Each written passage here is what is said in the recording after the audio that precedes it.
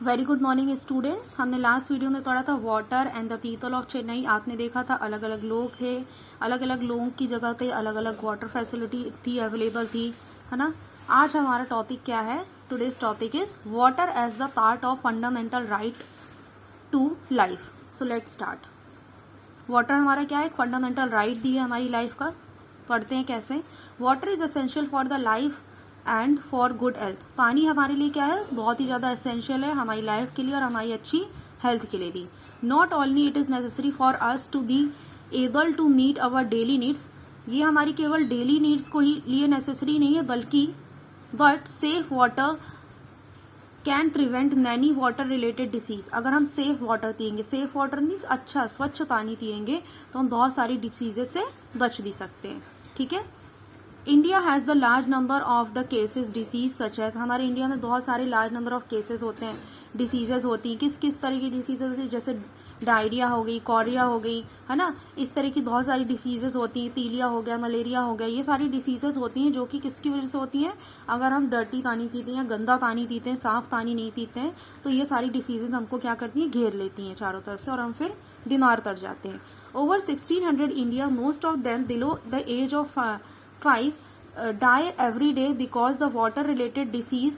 These death can be prevented it people have access to safe drinking water. Something हमारे India में 1600 बच्चे रोज मर जाते हैं। कितने?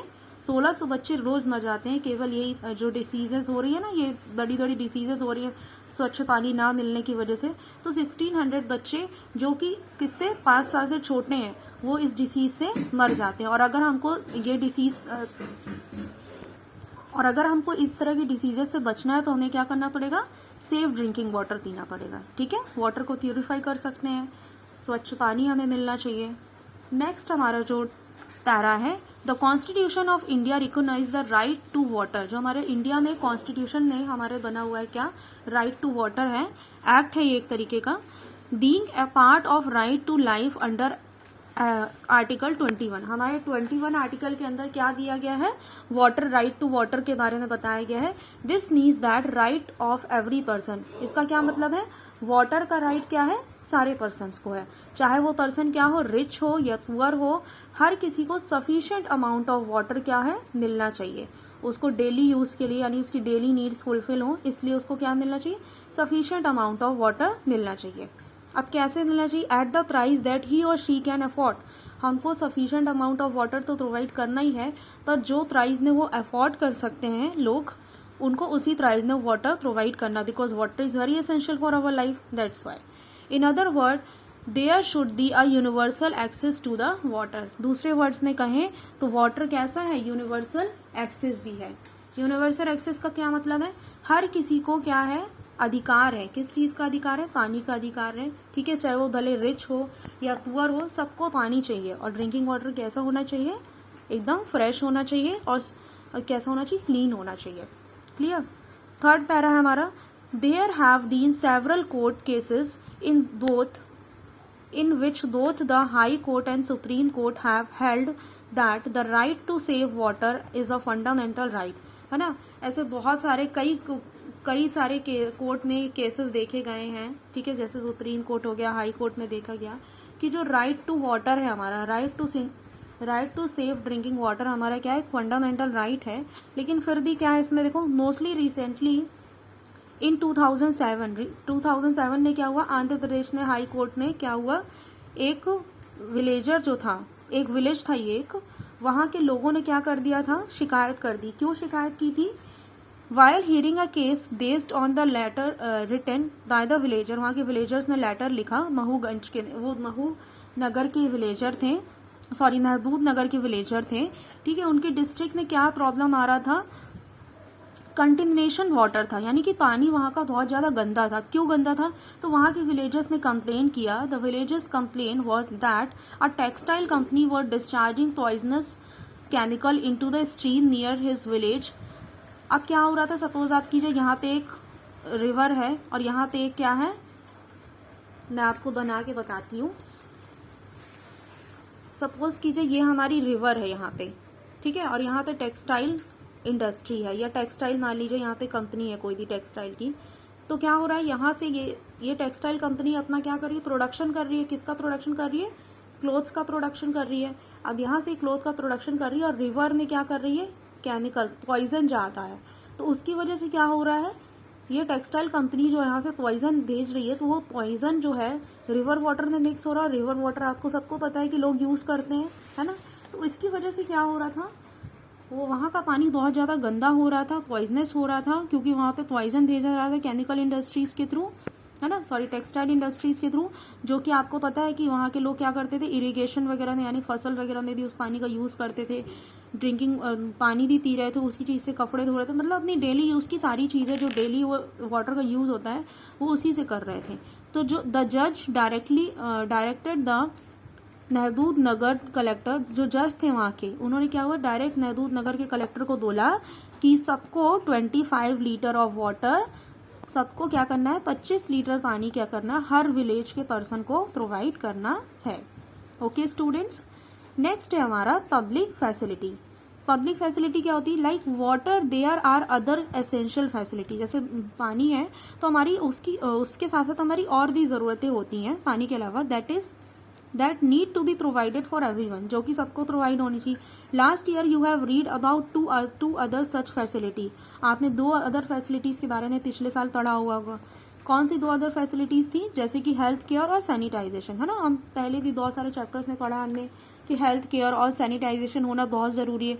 जैसे पानी हमारी बेसिक नीड है और हमको पानी की ज़रूरत है, उसी तरह हमको हेल्थ केयर भी हमारी होनी चाहिए, सैनिटाइजेशन भी होना चाहिए। Similarly these are the things like electricity, public transport, school and colleges that are also necessary, है ना, हमको क्या चाहिए, इलेक्ट्रिसिटी भी चाहिए, वो भी बहुत नेसेसरी है, पब्लिक ट्रांसपोर्ट भी चाहिए, स्कूल्स भी चाहिए, कॉलेजेस भी चाहिए, ये सारी चीज़ें भी क्या होती हैं, नेसेसरी होती हैं, और ये क्या कहलाती हैं, पब्लिक फैसिलिटी।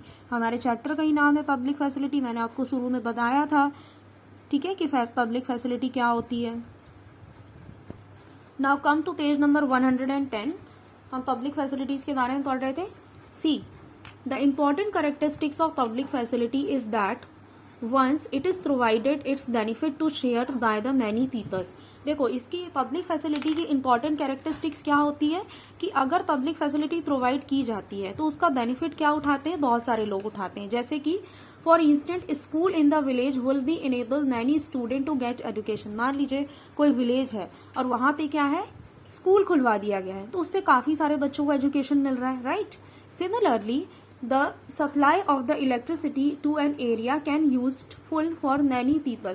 अगर मान लीजिए आप कोई एरिया में क्या कर देते हो, सप्लाई कर देते हो, किसका, इलेक्ट्रिसिटी का, तो उससे भी कई सारे लोगों का भला हो सकता है।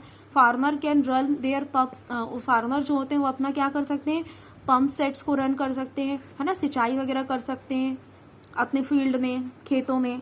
पीपल कैन ओपन स्मॉल, अगर इलेक्ट्रिसिटी होगी तो छोटी छोटी स्मॉल वर्कशॉप्स खुल जाएंगी, है ना, जो कि इलेक्ट्रिसिटी के थ्रू रन्स होती हैं। स्टूडेंट्स को भी काफ़ी ज़्यादा फैसिलिटी मिलेगी, अगर लाइट रहेगी तो बच्चे आराम से पढ़ाई कर पाएंगे, तो इससे क्या हो सकता है, उनकी स्टडी अच्छे से होगी।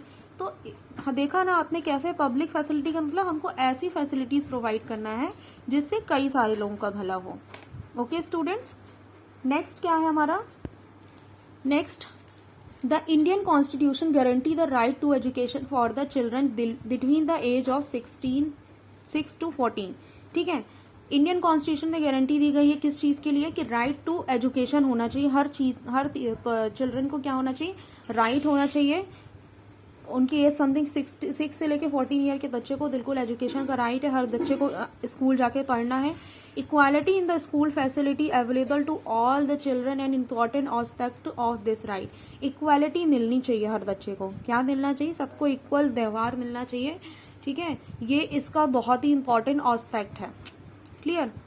However activists and scholars working for the education having the dominated the fact of schooling in Indian continue to be highly unequal. ठीक है, अब आपको किसी को अनइक्वली नहीं ट्रीट करना है, आपने डॉक्यूमेंटेशन करा लिया, दिख तो रहा है इंडियन कॉन्स्टिट्यूशन में बना तो हुआ है कि सबको राइट होना चाहिए, बट क्या होता है कभी कभी वो अच्छी तरीके से फॉलो अप नहीं हो पाता है। ओके, नेक्स्ट टॉपिक है हमारा द गवर्नमेंट रोल।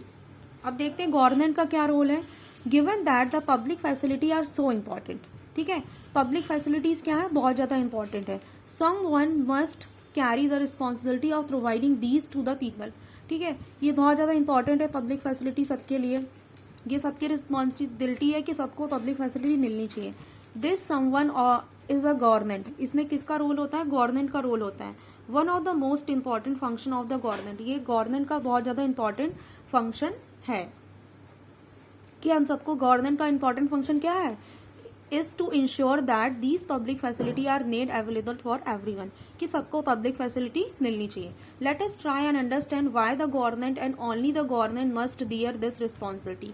तो केवल और केवल गवर्नमेंट को ही ये रिस्पॉन्सिबिलिटी क्यों बियर करनी पड़ती है, अब हम ये पढ़ेंगे। Okay student, thank you, we will continue this topic in next video.